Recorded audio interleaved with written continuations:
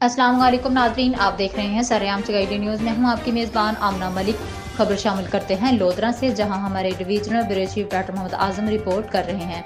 लोधरा से एक नहायत अफसोसनाक खबर। लोधरा मिलाद चौक पर एलपीजी गैस की दुकान में आग लग गई, जिसके नतीजे में 2 बच्चे जाँ भाग 2 अफराद जख्मी हो गए हैं। रेस्क्यू 112 के मुताबिक मिलाद चौक पर गैस सिलेंडर दुकान में गैस लीकेज की वजह से आग भड़क उठी।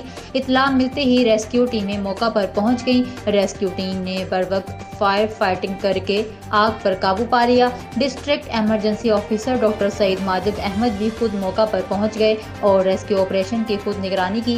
उन्होंने बताया कि आग से झुलस कर 2 बच्चे जाँ भाग, जिनकी उम्रें 10 और 14 साल बताई जा रही हैं, और 2 अफराद जख्मी हुए हैं, जिनको इब्तदाई तिब्बी इमदाद फराहम करने के बाद अस्पताल मुंतकिल कर दिया गया है। आग लगने का ये वाक़या इफ्तारी से कुछ देर पहले पेश आया।